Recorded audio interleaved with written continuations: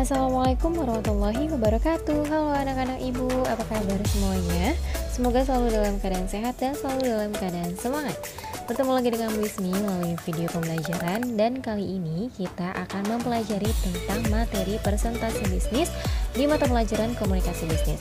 Apa saja sih materinya? Yuk simak videonya. Presentasi merupakan kegiatan yang tidak bisa dihindarkan dalam komunikasi bisnis. Dalam presentasi, kita menyampaikan pesan kepada kelompok dengan menggunakan alat bantu audio atau visual, dan dalam melakukan presentasi, kita harus menganalisis tujuan dari presentasi kita. Lalu, apa itu presentasi? Merujuk pada kamus Merriam-Webster, presentasi didefinisikan sebagai an activity in which someone shows, describes, or explain something to a group of people. Maksudnya, presentasi merupakan suatu aktivitas di mana seseorang menunjukkan, mendeskripsikan, atau menjelaskan sesuatu kepada sekelompok orang. Sedangkan presentasi bisnis adalah presentasi yang dilakukan dalam dunia bisnis, baik dalam kaitannya dengan masalah pemasaran, keuangan, personalia, produksi, dan teknologi informasi. Seorang presenter atau pembicara yang melakukan presentasi di hadapan audiens tentunya memiliki tujuan tertentu yang ingin dicapai. Untuk mencapai tujuan tersebut, seorang presenter perlu mempersiapkan diri dengan sebaik-baiknya, baik yang berkaitan dengan persiapan mental, pemahaman materi yang ingin disampaikan, alat bantu yang digunakan, dan pemahaman yang baik terhadap audiens. Dan berikut adalah tujuan dari presentasi bisnis. Presentasi bisnis memiliki 4 tujuan pokok. Yang pertama yaitu menginformasikan pesan-pesan bisnis kepada audiens. Salah satu tujuan presentasi bisnis yang paling umum adalah menyampaikan atau menginformasikan pesan-pesan bisnis kepada audiens. Pesan-pesan bisnis yang disampaikan tentu saja harus menarik, sederhana, mudah dipahami, dan enak didengar oleh audiens. Hindarkan bentuk-bentuk presentasi yang membosankan, monoton, tidak jelas, dan bahasanya sulit dipahami. Yang kedua yaitu menghibur audiens. Selain memberikan informasi, presentasi bisnis juga mempunyai tujuan untuk menghibur atau entertain bagi audiens. Artinya, untuk mencapai tujuan presentasi bisnis, seorang pembicara perlu menyelipkan humor-humor segar yang mampu menghidupkan suasana. Namun demikian, suasana dalam presentasi bisnis juga perlu dikendalikan. Jangan sampai lepas kendali sehingga suasana tak bisa terkendali atau lebih banyak leluconnya daripada seriusnya, seperti itu. Tujuan presentasi bisnis yang ketiga yaitu menyentuh emosi audiens. Selain memberi informasi dan menghibur, presentasi bisnis juga memiliki tujuan untuk dapat menyentuh emosi audiens. Seorang pembicara yang berpengalaman tentunya tahu bagaimana menyampaikan pesan-pesan bisnis yang mampu menyentuh emosi audiens. Dengan gaya bicara dan intonasi suara yang menarik, seorang pembicara mampu menggugah emosi audiens. Sebagai contoh, seorang pembicara bisa saja menggugah emosi audiens untuk bersemangat, terharu, atau hanyut dalam keprihatinan melalui ekspresi yang dimunculkan oleh si pembicara. Tujuan yang keempat yaitu memotivasi audiens untuk bertindak. Tujuan terakhir presentasi bisnis ini yaitu memberikan motivasi kepada audiens untuk melakukan atau bertindak sesuatu sesuai yang dikehendaki oleh pembicara. Selanjutnya adalah unsur pokok presentasi. Terdapat 3 unsur. Yang pertama adalah presenter. Presenter merupakan pihak yang melakukan presentasi. Yang kedua ada audiens. Audiens merupakan peserta yang mendengarkan dan menyaksikan presentasi. Sedangkan unsur pokok yang ketiga ada tools. Tools merupakan media atau alat yang digunakan saat presentasi. Anak-anak, ketika ingin melakukan presentasi, tentunya kita memerlukan beberapa persiapan agar bisa memenuhi persyaratan-persyaratan untuk bisa memberikan presentasi yang baik. Nah, berikut adalah syarat-syarat dari presentasi. Yang pertama, menguasai materi dan bahasa dengan baik. Tentu pada saat kita ingin presentasi, materi yang akan kita sampaikan itu harus kita kuasai dulu dengan baik dan menggunakan bahasa yang baik juga agar bisa dapat dengan mudah dimengerti oleh para audiens. Yang kedua, mempunyai keberanian dan ketenangan sikap. Pada saat kita mau presentasi, nanti kan kita akan presentasi di depan orang banyak. Tentunya itu akan menimbulkan ketegangan di dalam diri kita. Nah, itu akan menimbulkan kita blank dalam presentasi sehingga kita tidak bisa menyampaikan materi dengan baik. Maka dari itu, kita memerlukan keberanian dan ketenangan sikap sehingga apa yang akan kita bicarakan semua bisa dapat dibicarakan dengan lancar, dengan mudah, dan dengan efektif tentunya, sehingga materi-materi yang ingin kita sampaikan bisa diterima dengan baik dan dipahami dengan baik oleh para audiens. Yang ketiga, sanggup menampilkan gagasan secara lancar dan teratur. Itu sangat penting ya, ketika kita bisa menyampaikan gagasan atau materi dengan lancar dan teratur, tentunya akan lebih mudah audiens untuk memahami apa yang ingin kita sampaikan, karena apa yang kita sampaikan itu terstruktur gitu ya. Jadi jelas ini yang pertama disampaikan, terus nanti ini yang kedua, yang ketiga, dan selanjutnya. Yang keempat, sanggup mengadakan reaksi yang cepat dan tepat terhadap situasi apapun yang mungkin timbul saat presentasi. Contohnya, misalkan pada saat kita presentasi, tiba-tiba laptopnya error, ngehang, nggak bisa diganti slide-nya. Nah, itu kan berarti kita harus cari cara nih, bagaimana supaya kita bisa menghadapi kondisi tersebut dengan reaksi yang cepat dan tepat gitu. Sehingga misalnya audiensnya nggak bosan, kita ajak ngobrol dulu, atau kita bahas topik yang lain, atau kita kasih hiburan sedikit. Nah, itu salah satu cara kita untuk bersikap cepat dan tepat untuk menghadapi situasi yang tidak terduga pada saat presentasi. Yang kelima, yaitu memperlihatkan sikap yang tidak kaku dan tidak canggung. Karena pada saat kita presentasi, ketika kita canggung dengan para audiens kita, tentunya akan terlihat dari gestur tubuh kita. Maka dari itu kita harus bersikap tenang juga dan memberikan atau menampilkan bahwa kita tuh tidak canggung berada di depan mereka gitu. Jadi mereka pun akan melihat kita dengan rileks dan dengan santai, sehingga apa yang kita tampilkan, gestur yang kita tampilkan kepada mereka itu tidak mengganggu pandangan mereka dan tidak mengubah fokus mereka pada saat mendengarkan presentasi. Jenis-jenis presentasi. Yang pertama ada presentasi oral. Presentasi jenis ini dari awal hingga akhir hanya menggunakan lisan dan hanya mengandalkan bahasa atau gerakan tubuh semata sebagai body language. Di dalam presentasi oral ini tidak menggunakan media apapun yang berbentuk visual ya, jadi hanya sebatas si presenter mempresentasikan materinya secara lisan saja tanpa memperlihatkan apapun. Nah, biasanya presentasi oral ini seringkali dilakukan manakala alat dan situasi tidak memungkinkan untuk dilakukan presentasi jenis lain. Contohnya misalkan pada saat itu mati listrik tetapi harus tetap diadakan presentasi gitu. Jadi mau nggak mau karena tidak adanya listrik, si presenter hanya memberikan atau menyampaikan materinya dengan secara lisan saja gitu. Jenis presentasi yang kedua adalah presentasi tekstual. Presentasi jenis ini merupakan presentasi yang menggunakan teks atau tulisan atau selebaran kertas sebagai materinya. Contoh dari presentasi tekstual yaitu ada spanduk, leaflet, selebaran, iklan, koran, atau media massa. Nah, biasanya presentasi tekstual ini adalah presentasi yang digunakan dengan tujuannya persuasif atau mengajak orang lain untuk misalkan membeli produk gitu ya. Makanya pakainya spanduk, leaflet gitu. Jadi hanya sebatas selebaran atau tulisan-tulisan saja gitu. Yang ketiga adalah presentasi visual. Presentasi ini disampaikan atau diungkapkan dengan bantuan media elektronik berupa laptop ataupun melalui software yang bernama Microsoft PowerPoint yang selanjutnya disambungkan menggunakan proyektor yang dipancarkan di layar. Jadi presentasi ini memanfaatkan kecanggihan teknologi masa kini. Yang keempat adalah presentasi dadakan atau impromptu.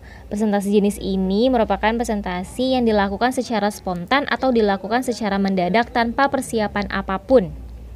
Dalam hal ini, seorang presenter ditunjuk untuk melakukan presentasi secara langsung di hadapan audiens tanpa persiapan apapun, baik mengenai tema hingga alat bantu yang akan digunakan ketika presentasi.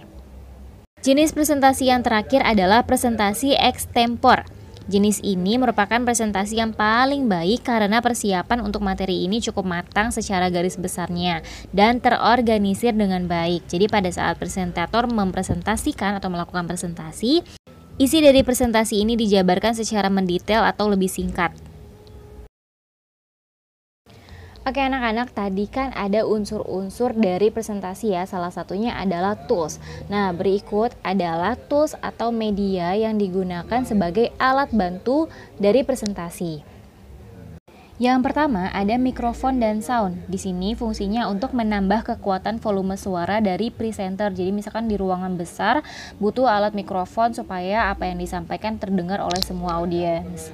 Yang kedua ada proyektor dan layar untuk menyampaikan pesan dalam bentuk visual. Jadi pada saat presentasi ketika memang menggunakan tekniknya visual gitu ya, pasti memerlukan yang namanya proyektor dan layar sehingga audiens itu bisa melihat apa yang ditampilkan atau apa yang disampaikan oleh si presenter.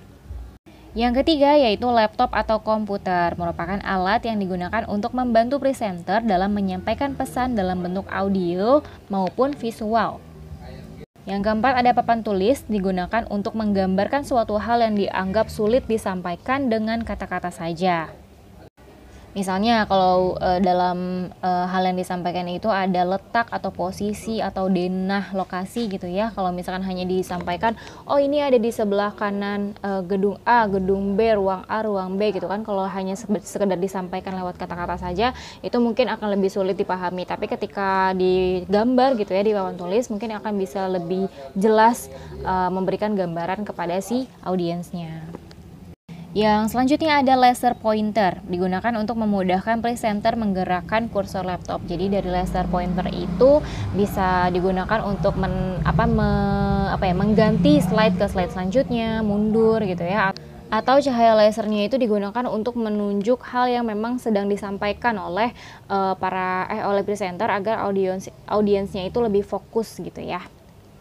Dan yang terakhir adalah aplikasi PowerPoint. Nah, ini adalah aplikasi yang sering sekali kalian gunakan dalam membuat presentasi ya. Jadi gunanya untuk membuat slide, bahan presentasi menjadi lebih efektif dan lebih menarik. Jadi kalau misalkan cuma presentasi pakai kertas aja, kertas biasa gitu ya, atau cuma pakai papan tulis, itu kan kurang menarik ya dan lebih sulit gitu kan dilakukan. Nah, ketika menggunakan aplikasi PowerPoint ini tentunya akan memberikan kemudahan dan keefektifan dari kegiatan presentasi. Anak-anak, segala sesuatu itu pasti akan berhasil ketika kita bisa melakukan persiapan dengan baik gitu ya. Nah, begitu halnya dengan presentasi bisnis. Presentasi bisnis yang baik hanya akan dapat dicapai jika persiapan untuk melakukan presentasi tersebut dilakukan dengan sebaik-baiknya. Dan dalam hal ini, persiapan yang dilakukan untuk presentasi bisnis mencakup beberapa hal. Yang pertama yaitu penguasaan terhadap topik atau materi yang akan dipresentasikan. Penguasaan terhadap materi yang akan dipresentasikan merupakan salah satu syarat penting agar apa yang ingin disampaikan kepada audiens dapat mencapai sasaran. Ketidaksiapan terhadap materi yang akan dipresentasikan bukan saja menghambat penyampaian pesan terhadap audiens, tetapi juga akan memberikan citra atau image yang kurang baik bagi pembicara yang bersangkutan. Oleh karena itu, kuasailah materi tersebut dengan baik sebelum melakukan presentasi di hadapan audiens. Hal yang kedua yang perlu dipersiapkan ketika ingin melakukan presentasi yaitu menganalisis berbagai lingkungan lokasi atau tempat untuk presentasi. Agar presentasi bisnis yang dilakukan tersebut dapat mencapai tujuan, seorang pembicara perlu mengenal lebih dekat lingkungan atau lokasi atau tempat yang akan ia tempati dalam melakukan presentasi bisnis. Pemahaman terhadap lingkungan atau suasana lokasi untuk presentasi bisnis tersebut akan memberikan kemudahan kepada seorang pembicara dalam mengatur alat bantu presentasi yang sesuai dengan suasana lokasi tersebut. Misalnya kira-kira di ruangan itu ada sound system nggak ya kalau misalkan kalian mau memutarkan video dalam presentasi. Oh ternyata nggak ada nih, berarti kan kalian harus bawa sound systemnya sendiri atau speakernya sendiri dan lain-lain seperti itu. Dalam melakukan presentasi bisnis, sebenarnya bukan saja ucapan atau pembicara yang menjadi perhatian. Presentasi bisnis termasuk salah satu bentuk komunikasi non-verbal. Gerakan-gerakan yang sering dilakukan pembicara dalam melakukan presentasi bisnis, antara lain yang pertama ada ekspresi wajah. Nah, ekspresi wajah ini merupakan salah satu ekspresi tubuh yang dapat memberikan arti senang, sedih, cemberut, atau marah. Yang kedua adalah senyuman. Nah, menurut penelitian, orang yang mudah tersenyum lebih bahagia daripada mereka yang tidak pernah tersenyum. Nah, para ilmuwan juga membuktikan bahwa dengan tersenyum, seseorang mengeluarkan suatu zat kimia di dalam otak sehingga ia merasa enak atau senang. Nah, ketika kita senyum, berarti dalam presentasi bisnis, senyum itu akan membuat audiens yang melihat itu akan lebih nyaman dengan kondisi presentasi, akan lebih tertarik dengan kita gitu ya. Jadi apa yang kita sampaikan pun juga akan diterima oleh para audiens. Yang ketiga adalah kontak mata. Nah, kontak mata yang efektif dan efisien adalah ciri-ciri profesionalitas pembicaraan. Pada menit-menit pertama melakukan presentasi bisnis, kontak mata memiliki makna yang cukup penting. Jadi tataplah para audiens dengan baik. Jangan memfokuskan perhatian pada seseorang atau sisi ruangan tertentu, tetapi tataplah para audiens secara merata. Next ada gerakan tangan. Nah, gerakan tangan ini sangat membantu dalam melakukan presentasi bisnis yang dapat memperkuat topik bahasan dan lebih membantu dalam meyakinkan audiens. Gerakan tangan yang dilakukan oleh pembicara saat presentasi ada berbagai macam nih, sesuai keinginan pembicara, namun harus tetap santun. Salah satu contoh gerakan tangan oleh pembicara adalah ketika pembicara menggerakkan tangan secara terbuka untuk menunjukkan kejujuran atau keterbukaan. Yang kelima adalah gerakan kepala. Gerakan kepala pembicara dalam presentasi bisnis dapat menunjukkan tindakan setuju atau menolak suatu pernyataan. Seperti ketika kita setuju dengan sebuah pernyataan, gerakan kepala kita adalah dengan menganggukkan kepala. Sedangkan ketika kita menolak sebuah pernyataan, maka gerakan kepala kita adalah dengan menggelengkan kepala. Yang terakhir adalah cara berdiri. Berdiri dalam melakukan presentasi bisnis merupakan hal positif karena posisi pembicara tampak lebih tinggi dan lebih mudah bergerak serta mengatur pernafasan. Cara berdiri pembicara yang baik dan benar adalah berdiri tegap, tegakkan dada dan bernafas dengan perut, condongkan kepala sedikit ke depan, buka kedua tangan dan jangan membungkuk. Dalam melakukan persiapan presentasi, kita juga bisa melakukan pengembangan profil audiens. Nah, audiens di sini tuh ada akronimnya ya, anak-anak. Jadi yang pertama adalah analyze. Nah, analyze ini adalah kita menentukan siapa pihak penerima pesannya gitu, atau audiensnya tuh siapa. Lalu understand. Setelah A ada U, understand. Understand ini di sini kita harus bisa menganalisis bagaimana kira-kira pengetahuan dari para audiens. Apakah nanti audiensnya tuh sudah tahu sedikit konsep tentang materi yang akan kita sampaikan atau belum tahu sama sekali gitu ya. Lalu ada D, demografis. Di sini kita juga bisa menentukan atau menganalisis kira-kira berapa umur dari audiensnya, jenis kelaminnya apa, pendidikan dari penerima atau audiensnya itu apa gitu ya. Setelah itu ada I, interest. Apa yang menarik perhatian penerima. Jadi ketika kita bisa tahu apa yang menarik para audiens, kita bisa melakukan hal itu agar kita bisa menarik para audiens itu sebelum atau pada saat kita melakukan presentasi.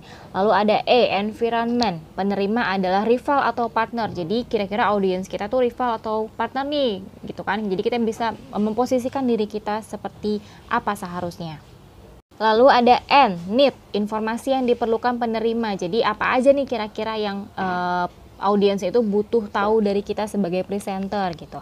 Lalu ada C, customize, bagaimana penyesuaian pesan yang diperlukan. Lalu ada E, expectation, apa yang diharapkan oleh penerima pesan atau audiens. Berikut adalah prosedur dari presentasi bisnis. Yang pertama, menetapkan tujuan presentasi, mengenali audiens, menyusun materi presentasi, mendesain slide presentasi, melakukan latihan presentasi, mempersiapkan peralatan presentasi, dan yang terakhir menjaga stamina supaya tetap bugar saat presentasi. Berikut adalah hal-hal yang perlu diperhatikan agar mendapat perhatian dalam presentasi. Yang pertama, kuasai lingkungan.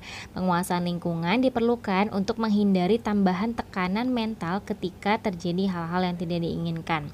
Trik yang dapat dilakukan adalah dengan datang lebih awal sebelum presentasi dimulai sehingga ada cukup waktu untuk mempersiapkan sarana presentasi. Misalnya mencoba sound, LCD, laptop, pointer, atau bahkan sampai merencanakan akan berdiri di mana ketika presentasi. Yang kedua adalah perhatikan audiens. Tatap audiens secara merata dan bergantian sehingga mengesankan bahwa Anda sangat memperhatikan mereka. Jangan palingkan pandangan pada langit-langit atau lantai sehingga mengesankan Anda tidak percaya diri. Yang ketiga, bicara lugas. Gunakan bahasa yang sederhana dan jelas yang mengesankan Anda tidak sombong. Lalu jangan memakai bahasa di luar atau jangan memakai bahasa luar angkasa gitu ya. Jadi misalkan bahasa-bahasa yang tidak mengerti oleh para audiens. Yang keempat, jelaskan media. Media presentasi hanya sebagai guidance atau sebagai tuntunan untuk menjaga alur presentasi. Hindari membaca media presentasi kata per kata, apalagi titik koma dibaca sekalian gitu ya. Pahami penjelasan tiap pointer pada PowerPoint untuk mengesankan bahwa Anda benar-benar menguasai yang Anda tulis pada slide presentasi. Oke anak-anak, itu dia penjelasan Ibu mengenai materi presentasi bisnis kali ini. Semoga apa yang Ibu sampaikan dapat kalian pahami dan dapat kalian terapkan pada saat kalian presentasi nanti ya. Terima kasih telah menyaksikan, sampai jumpa pada video-video pembelajaran selanjutnya. Wassalamualaikum warahmatullahi wabarakatuh.